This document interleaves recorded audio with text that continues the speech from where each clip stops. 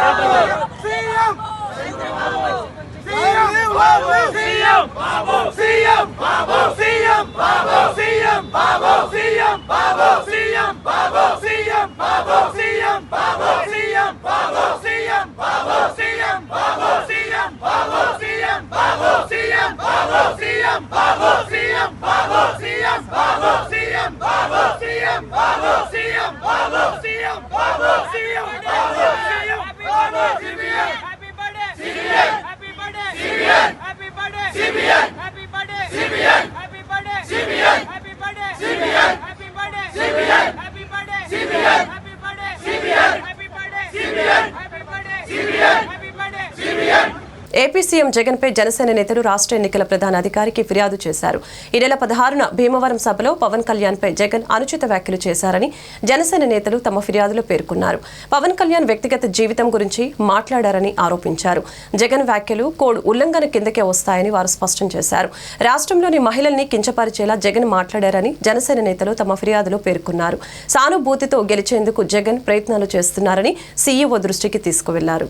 చంద్రబాబుకు శుభాకాంక్షలు తెలిపిన చిరంజీవి, పవన్ కళ్యాణ్. టీడీపీ అధినేత చంద్రబాబు పుట్టినరోజు సందర్భంగా ఆయనకు సినీ రాజకీయ ప్రముఖులు మెగాస్టార్ చిరంజీవి, జనసేన అధినేత పవన్ కళ్యాణ్ కూడా గ్రీటింగ్స్ తెలిపారు. అహర్నిశలు ప్రజల మధ్య ఉంటూ ప్రజా సంక్షేమం కోసం పాటుపడే నారా చంద్రబాబు నాయుడు జన్మదిన శుభాకాంక్షలు. వారికి సంపూర్ణ ఆయురారోగ్యాలను ఆ భగవంతుడు ప్రసాదించాలని కోరుకుంటున్నాను అని చిరంజీవి ట్వీట్ చేశారు. ఎక్స్ వేదికగా పవన్ కళ్యాణ్ స్పందిస్తూ ఆంధ్రప్రదేశ్ రాష్ట్ర మాజీ ముఖ్యమంత్రి, టీడీపీ జాతీయ అధ్యక్షులు నారా చంద్రబాబు నాయుడు గారికి హృదయపూర్వక జన్మదిన శుభాకాంక్షలు. రాజకీయ ఒత్తిళ్లు, వేధింపులు ఎన్ని ఎదురైనా దృఢ చిత్తంతో ఎదుర్కొంటారు. వైసీపీ సర్కార్ బనాయించిన కేసులతో జైల్లో ఉన్నప్పుడు కూడా ఆయన మనోనిర్భరం కోల్పోలేదు. పరిపాలన పటిమతో రాష్ట్ర అభివృద్ధి కోసం దూరదృష్టితో ఆలోచన చేసే నాయకుడు చంద్రబాబు గారు. ఆయనకు సంపూర్ణ ఆయురారోగ్యాలు, సంతోషాలివ్వాలని భగవంతుని ప్రార్థిస్తున్నానని ట్వీట్ చేశారు. కడప నుంచి లోక్సభ అభ్యర్థిగా బరిలోకి దిగిన AP Congress chief YS Sharmila కొద్దిసేపటి క్రితం నామినేషన్ దాఖలు చేశారు. వైఎస్ వివేక కుమార్తె సునీతతో కలిసి కడప కలెక్టరేట్లో రిటర్నింగ్ అధికారికి తన నామినేషన్ పత్రాలు సమర్పించారు. అంతకుముందు ఇడుపులపాయలో వైఎస్ ఘాట్ వద్ద నామినేషన్ పత్రాలు ఉంచి షర్మిల నివాళులర్పించారు. ఈ సందర్భంగా ఆమె మాట్లాడుతూ కడప నియోజకవర్గ ప్రజలు ఈ ఎన్నికల్లో మంచి తీర్పిస్తారని భావిస్తున్నట్లు పేర్కొన్నారు. కడప లోక్సభ స్థానానికి రాజశేఖర రెడ్డి బిడ్డ వైఎస్ షర్మిల నామినేషన్ వేయడం జరిగింది. కడప జిల్లా ప్రజలందరూ ఇంకా రాజశేఖర రెడ్డి గారిని, వివేకానంద రెడ్డి గారిని మర్చిపోలేదు కాబట్టి వాళ్ళు చేసిన పనులను గుర్తుపెట్టుకొని ఈసారి ఓటు వేస్తారని పూర్తి నమ్మకంతో ఉన్నాం. ఈ ఎన్నికలు ప్రజలు నిర్ణయించుకోవాలి. ముఖ్యంగా కడప ప్రజలు నిర్ణయించుకోవాలి, వాళ్ళు న్యాయం వైపు ఉన్నారా లేక నేరం వైపు ఉన్నారా అని. ఇటీవల జరుగుతున్న పరిణామాలన్నీ ఒక కడప జిల్లా వాసులే కాదు, ఆంధ్ర రాష్ట్ర ప్రజలందరూ చూస్తున్నారు. మేము ఏదైతే సిబిఐ ఛార్జ్ షీట్లో ఉందో ఆ విషయాలు మాత్రమే మాట్లాడడం జరుగుతుంది. ఏ విషయాలు ఛార్జ్ షీట్లో లేవో అవి మాకు కూడా తెలియని విషయాలు. మాకు ఇన్ని విషయాలు తెలుసు అంటే దానికి కారణం సిబిఐ సాక్ష్యాలు ఆధారాలతో ఇన్ని విషయాలు బయట పెట్టింది కాబట్టే మాకు ఈ విషయాలు తెలిసాయి. ఆ విషయాల గురించి మాత్రమే మేము ప్రస్తావించడం జరుగుతుంది. టీడీపీ అధినేత చంద్రబాబు ఈరోజు పుట్టినరోజును జరుపుకుంటున్నారు. ఈ సందర్భంగా చంద్రబాబుకు ఎంపీ రఘురామకృష్ణంరాజు ఎక్స్ వేదికగా జన్మదిన శుభాకాంక్షలు తెలిపారు. నేతలు ఎంతమంది ఉన్నా జాతి గర్వపడే నాయకులు కొందరే ఉంటారని రఘురాజు తెలిపారు. ఆ కొందరిలో టీడీపీ జాతీయ అధ్యక్షుడు నారా చంద్రబాబు నాయుడు ఉంటారని చెప్పారు. చంద్రబాబు నాయుడు అంటే కేవలం ఒక నాయకుడు మాత్రమే కాదని, ఆయన ఒక అనితర సాధ్యుడని, అద్వితీయ దార్శనికుడని, తెలుగు జాతి గర్వించదగ్గ నాయకుడని, రేపటి తరాల భవితకు తీర్చిదిద్దే మహాశిల్పి అని కొనియాడారు. అలాంటి రాజర్షికి ఇవే నా హృదయపూర్వక జన్మదిన శుభాకాంక్షలు అని చెప్పారు. చంద్రబాబుకు సంబంధించిన వీడియోను షేర్ చేశారు. ముఖ్యమంత్రి వర్యులు వైఎస్ జగన్మోహన్ రెడ్డి ఆశీస్సులతో 20వ తేదీ ఏప్రిల్ 2024 శనివారం ఉదయం 9:30 గుంటూరు పశ్చిమ నియోజకవర్గ వైఎస్ఆర్ కాంగ్రెస్ పార్టీ అభ్యర్థిగా పోటీ చేస్తున్న రాష్ట్ర వైద్య ఆరోగ్య శాఖ మంత్రి వర్యులు శ్రీమతి విడుదల రజని నామినేషన్ ప్రక్రియలో భాగంగా పండగ వాతావరణం నెలకొంది. గుంటూరు పశ్చిమ నియోజకవర్గ వైఎస్ఆర్సీపీ అభ్యర్థి నామినేషన్ వేస్తున్న సందర్భంగా గుంటూరు చంద్రమౌళి నగర్లోని వైసీపీ పార్టీ కార్యాలయం నుంచి భారీ ర్యాలీ చేపట్టారు. ర్యాలీలో పార్టీ కార్యకర్తలు, పలువురు నేతలు, వైసీపీ శ్రేణులు, ప్రజలు భారీ ఎత్తున పాల్గొన్నారు. మాకు బలమైన నమ్మకం ఉంది. మా నాయకుడు జగన్మోహన్ రెడ్డి గారు ఈ రాష్ట్రంలో ఒక ముఖ్యమంత్రిగా జగనన్న ప్రభుత్వంలో అమలు చేసినటువంటి సంక్షేమం, చేసినటువంటి అభివృద్ధి ప్రజల గుండెల్లో చెరగని ముద్ర వేసుకున్నాయి. మరి ఈరోజు అమలు చేసినటువంటి అనేక సంక్షేమ పథకాలు ఏవైతే ఒక సర్వీస్ ఓరియంటెడ్గా చేశారో, ఈరోజు ప్రజల వద్దకే ప్రభుత్వ పాలనను తీసుకొచ్చారో, ప్రజల వద్దకే ఈరోజు ప్రభుత్వాన్ని ప్రజల దగ్గరికే తీసుకొచ్చి ఈరోజు ఏవైతే సేవలు అందించారో మాకు ఇవన్నీ కూడా మనం చూసినట్టయితే ఈరోజు రాష్ట్రంలో ఉన్నటువంటి రైతులు కావచ్చు, ఈరోజు విద్యా వైద్యం కావచ్చు, ఈరోజు అక్క చెల్లెమ్మలకు అందరికీ కూడా ఫైనాన్షియల్ అసిస్టెన్స్ ప్రొవైడ్ చేయడంలో చేసినటువంటి మేలు మరి ఈ రాష్ట్రంలో, మరి ఆంధ్రప్రదేశ్ రాష్ట్ర చరిత్రలో ఏ రాజకీయ నాయకుడు, ఏ రాజకీయ పార్టీ చేయనటువంటి దిశగా మరి మన ముఖ్యమంత్రి గారు ముందుకు అడుగులు వేసినటువంటి తీరు ప్రజలందరూ కూడా చూశారు. ప్రజలందరూ కూడా చాలా సంతోషంగా ఉన్నారు. కాబట్టి ముఖ్యమంత్రి గారు చేసినటువంటి మేలుకు రుణం తీర్చుకునేందుకు ప్రజలు సిద్ధంగా ఉన్నారు అని తెలియజేసుకుంటా ఉన్నాను. అలాగే ఇక్కడ గుంటూరు వెస్ట్లో కూడా ఈసారి వైఎస్ఆర్ కాంగ్రెస్ పార్టీ విజయం సాధిస్తుందనే నమ్మకం ఇప్పుడు ఉన్నటువంటి కార్యకర్తలందరూ కూడా ఏ విధంగా మద్దతు తెలియజేయడానికి వచ్చి మరి అందరూ కూడా వారి యొక్క మద్దతు దీవెనలు ఇచ్చారో మనకు స్పష్టంగా అర్థమవుతా ఉంది. కాబట్టి అందరం కూడా కలిసికట్టుగా గుంటూరు వెస్ట్లో వైఎస్ఆర్ కాంగ్రెస్ పార్టీని గెలిపించబోతున్నామని తెలియజేసుకుంటున్నాను. అలాగే ఈరోజు రజనమ్మ నామినేషన్ అని ఇంత పెద్ద ఎత్తున గుంటూరు పశ్చిమ ప్రజలందరూ కూడా వచ్చి ఈరోజు గుంటూరు వెస్ట్ అభ్యర్థిగా నన్ను, అలాగే మా ఎంపీ అభ్యర్థి అయినటువంటి మా ఎంపీ రోసయ్య గారిని, వారిని కూడా ఈరోజు ఇంటూ దీవెనలు ఇవ్వడము, మరి వాళ్ళందరూ కూడా వచ్చినందుకు ప్రతి ఒక్కరికి కూడా, ప్రతి డివిజన్కి సంబంధించినటువంటి ప్రతి కార్యకర్తకు, నియోజకవర్గం సంబంధించినటువంటి ప్రతి కార్యకర్తకు కూడా నా హృదయపూర్వక కృతజ్ఞతలు తెలియజేసుకుంటున్నాను. అది ప్రజలందరికీ చేరువయ్యారు, గడపకి ప్రభుత్వాన్ని చేరువ చేశారు. ఇవాళ బస్సు యాత్ర మనమంతా సిద్ధం అనే బస్సు యాత్ర తర్వాత ఈరోజు ఈ నామినేషన్ కూడా అంత భారీ ఎత్తున జరగడం అనేది చాలా సంతోషకరం. ఏదైతే ఈరోజు జగన్మోహన్ రెడ్డి గారిని ఇవాళ పూర్తిగా ప్రజలు విశ్వసిస్తూ ఉన్నారు.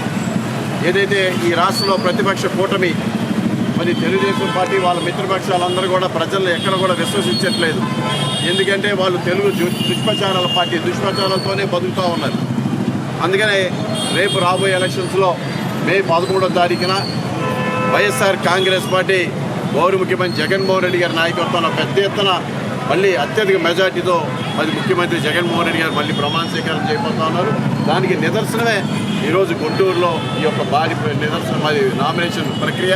అదేవిధంగా 7 నియోజకవర్గాల్లో కూడా ఈరోజు గుంటూరు పార్లమెంట్ను కూడా ఇవాళ వైఎస్ఆర్ కాంగ్రెస్ పార్టీ గెలవబోతా ఉంది. నందమూరి బాలకృష్ణ హిందూపురంలో నామినేషన్ దాఖలు చేశారు. తన భార్య వసుంధరతో కలిసి హిందూపురం ఆర్ఓ కార్యాలయంలో రిటర్నింగ్ అధికారికి నామినేషన్ పత్రాలను అందజేశారు. ఈ నామినేషన్కు భారీ సంఖ్యలో టీడీపీ, బీజేపీ, జనసేన కార్యకర్తలు తరలి రావడం జరిగింది.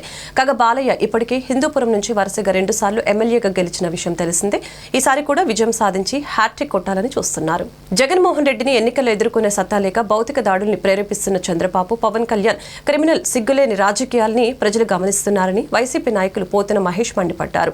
పిఠాపురంలో పవన్ కళ్యాణ్ ప్రచారం చేసి ఎండకు జ్వరం తగిలి రెస్ట్ తీసుకుంటూ ఉంటే సుజనా చౌదరి ఏకంగా నగరాన్ని వదిలివేసిపోయారు. వీళ్ళు కమిట్మెంట్ ఉన్న నాయకులా అని ప్రశ్నించారు. కూటమి నాయకులు ఫారం కోళ్లు లాంటి వాళ్ళని దుయ్యపట్టారు. పేద సామాన్య వర్గాల తరపున జగన్మోహన్ రెడ్డి గారిని మనమందరం కూడా గెలిపించాలి. ఎమ్మెల్యే అభ్యర్థి ఆసిఫ్ గారిని, ఎంపీ అభ్యర్థి కేశినేని నాని గారికి బలమైన ఓట్లు వేయాలి.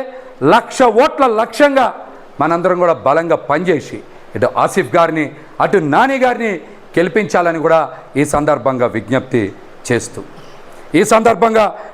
చేస్తూ ముఖ్యంగా గత కొన్ని రోజులుగా విజయవాడ నగరంలో కేంద్రంగా జరుగుతున్నటువంటి రాజకీయాల్ని గమనిస్తూనే ఉన్నాం. ముఖ్యమంత్రి జగన్మోహన్ రెడ్డి గారిని ఎదుర్కోలేక చంద్రబాబు నాయుడు గారు, పవన్ కళ్యాణ్ గారు జగన్మోహన్ రెడ్డి గారి మీద భౌతిక దాడుల్ని ప్రేరేపిస్తూ క్రిమినల్ రాజకీయాల్ని, కుట్ర రాజకీయాల్ని సిగ్గులేని విధంగా మరి తెలుగుదేశం పార్టీ, జనసేన పార్టీలు ప్రేరేపిస్తూ ఉన్నాయి. మీకు దమ్ముంటే ప్రజాస్వామ్యబద్ధంగా ఎదుర్కోవాలి. కానీ ముఖ్యమంత్రి గారి మీద భౌతిక దాడులు చేసేటువంటి దాన్ని పిరికి పందల చర్య అంటారు. దీన్ని పిరికి పందల చర్య అంటారని కూడా చంద్రబాబు గారు, పవన్ కళ్యాణ్ గారు గుర్తు పెట్టుకోవాలని కూడా ఈ సందర్భంగా హెచ్చరిస్తూ ఉన్నాం. ఒక పక్క ఎన్నికల్లో జగన్మోహన్ రెడ్డి గారు ఎదుర్కొనేటువంటి దమ్ము లేక కూటమి నాయకులు గిలగిలలాడుతూ ఉంటే, విజయవాడ వెస్ట్లో మాత్రం నిన్న నామినేషన్ వేసినటువంటి సుజనా చౌదరి గారు ఎండ దెబ్బ తట్టుకోలేక హైదరాబాద్కి పయనమైపోయారు. హైదరాబాద్కి పయనమైపోయారు. ఇంకా మీరు పశ్చిమ నియోజకవర్గ ప్రజలకి ఏమి సేవ చేస్తారు? పశ్చిమ ప్రజల కష్టాల్ని ఏం తెలుసుకోగలుగుతారు? నామినేషన్ వేసి 2 గంటలు కూడా పశ్చిమంలో ఉండలేనటువంటి మీరు, పలాయనం చిత్తగిచ్చినటువంటి మీరు పశ్చిమ ప్రజలకి సేవ చేయగలరా? సుజనా చౌదరి గారి నిజ స్వరూపాన్ని పశ్చిమ ప్రజలు గమనించాలని కూడా ఈ సందర్భంగా విజ్ఞప్తి చేస్తా ఉన్నా. చంద్రబాబు లక్ష్య సాధనకు శ్రేణులు పునరంకితం కావాలని కూటమి ఎమ్మెల్యే అభ్యర్థి గొండు శంకర్ పిలుపునిచ్చారు. టీడీపీ అధినేత నారా చంద్రబాబు నాయుడు జన్మదిన వేడుకల్ని శనివారం జిల్లా పార్టీ కార్యాలయంలో ఘనంగా నిర్వహించారు. ఈ వేడుకలకు ముఖ్య అతిథిగా గొండు శంకర్ హాజరయ్యారు. పార్టీ నేతలు, కార్యకర్తల ఆనందోత్సాల నడుమ కేకును కట్ చేసి అభిమానులకు తినిపించారు. అనంతరం కార్యాలయ ఆవరణలో చంద్రబాబు చిత్రపటానికి పాలాభిషేకం చేశారు. ఈ సందర్భంగా శంకర్ మాట్లాడారు. పార్టీ వ్యవస్థాపకులు దివంగత నేత అన్న ఎన్టీఆర్ ఆశయాలను ముందుకు తీసుకువెళ్తూ పార్టీ లక్ష్యాలను చేరుకునేందుకు చంద్రబాబు కృషి చేస్తున్నారని అన్నారు. రాష్ట్ర భవిష్యత్తు కోసం చంద్రబాబును తిరిగి ముఖ్యమంత్రిని చేయవలసిన బాధ్యత అందరిపై ఉందని తెలిపారు. ఎన్నికల ముందు వచ్చిన ఈ పుట్టినరోజు ప్రత్యేకంగా నిలిచిపోతుందని చెప్తూ బాబుకు జన్మదిన శుభాకాంక్షలు తెలిపారు. ఈ కార్యక్రమంలో వివిధ డివిజన్ల ఇన్ఛార్జీలు, కార్యకర్తలు, అభిమానులు పాల్గొన్నారు.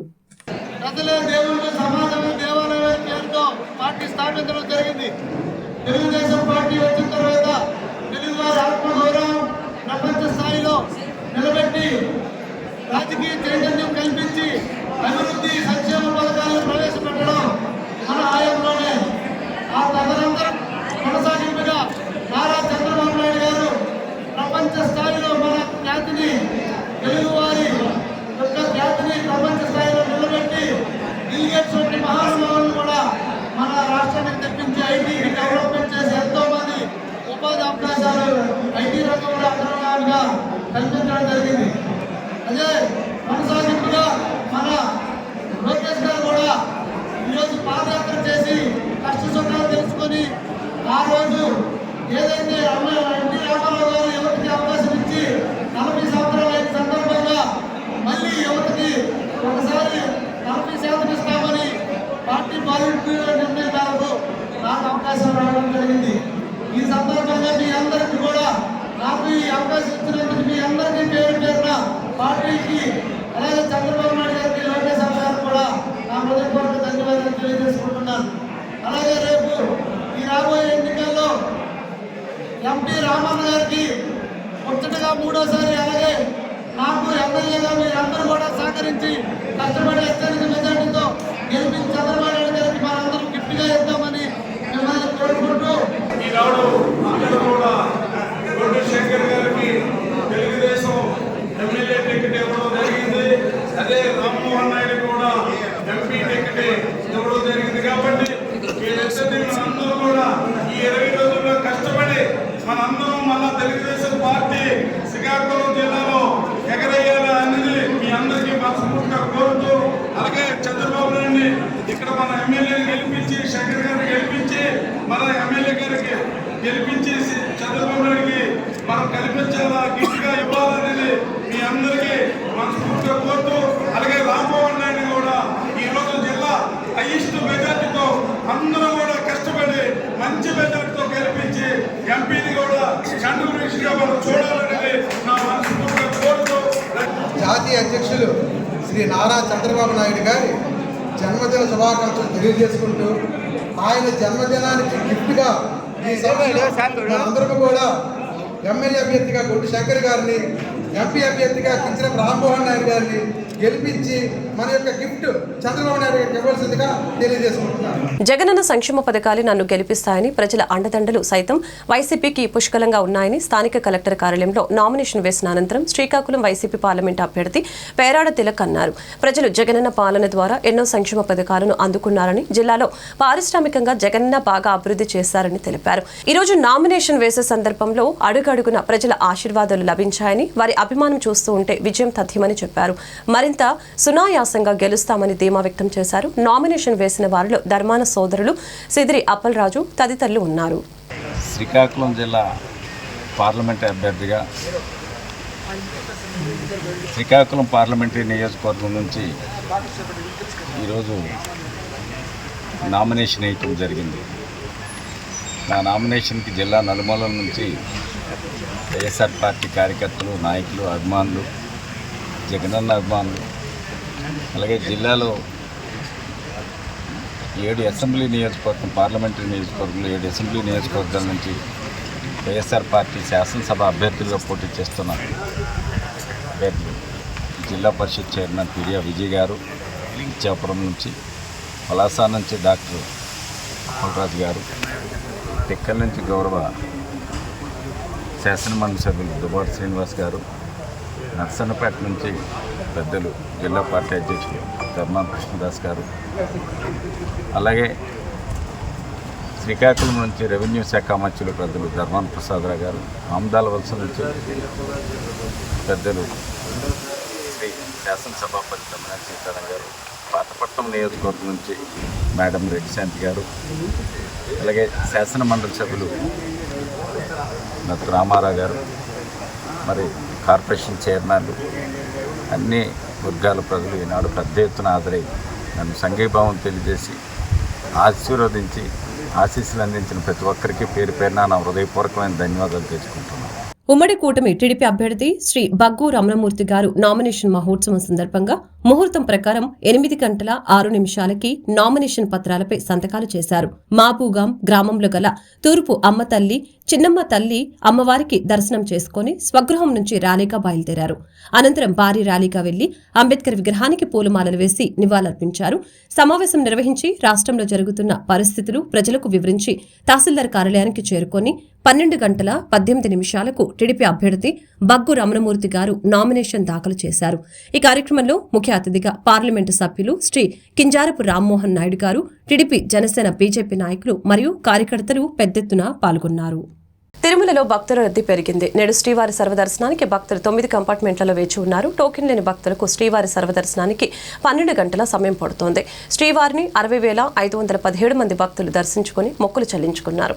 27,788 మంది భక్తులు స్వామివారికి తలనీలాలు సమర్పించారు. నిన్న శ్రీవారి హుండీ ఆదాయం 3.53 కోట్ల రూపాయలు వచ్చినట్లు టీటీడీ వెల్లడించింది. తాజాగా బంగారం, వెండి ధరలు తగ్గాయి. దేశ రాజధాని ఢిల్లీలో 22 క్యారెట్ల 10 గ్రాముల బంగారం ధర 69,121 రూపాయలు ఉండగా 24 క్యారెట్ల 10 10 గ్రాముల బంగారం ధర 75,459 రూపాయలుగా ఉంది. హైదరాబాద్, విజయవాడలో 22 క్యారెట్ల 10 గ్రాముల బంగారం ధర 68,852 రూపాయలు ఉండగా 24 క్యారెట్ల ధర 75,166 రూపాయలుగా ఉంది. వెండి ధరలు స్థిరంగా ఉన్నాయి. ఢిల్లీలో కిలో వెండి ధర 86,500 రూపాయలు ఉంది. హైదరాబాద్, విజయవాడలో కిలో వెండి ధర 90,000 రూపాయల వద్ద కొనసాగుతోంది. ప్రముఖ దర్శకుడు Prashanth Neel, pan India star Prabhas కాంబోలో వచ్చిన సలార్ మూవీ బుల్లితెరపై వస్తుంది. ఈ నెల 21న సాయంత్రం 5:30 స్టార్ మాలో ప్రసారం కానుంది. సలార్ను చూస్తూ ఆ సినిమాలో ప్రభాస్ నడిపిన బైకును గెలుచుకోవచ్చని తాజాగా ఈ సినిమాను నిర్మించిన హోమ్బెల్ ఫిల్మ్స్ ఎక్స్ ట్విట్టర్ వేదికగా ప్రకటించింది. ఎలా సలార్ బైకును సొంతం చేసుకోవాలో కూడా నిర్మాణ సంస్థ వెల్లడించింది. సినిమా ప్రసారం అవుతున్న సమయంలో స్క్రీన్ పై ఒకవైపు బైక్ కనిపిస్తూ ఉంటుంది. అలా ఆ బైక్ ఎన్నిసార్లు స్క్రీన్ మీద కనిపించిందో ప్రేక్షకులు కౌంట్ చేయాలి. 5:30 నుంచి 8 గంటల మధ్య ఇలా బైక్ స్క్రీన్ పై ఎన్నిసార్లు కనిపించిందో లెక్క పెట్టాలి. ఆ తర్వాత 8 గంటలకు అసెస్మెంట్ లైన్స్ ఓపెన్ అవుతాయి. ఆ సమయంలో సలార్ అని టైప్ చేసి బైక్ స్క్రీన్ మీద ఎన్నిసార్లు కనిపించిందో ఆ కౌంట్ వేసి 92221199 నెంబర్కి SMS చేయాలి. మీ సమాధానం కరెక్ట్ అయితే మీకు సలార్ బైక్ గెలుచుకునే ఛాన్స్ దక్కుతుంది.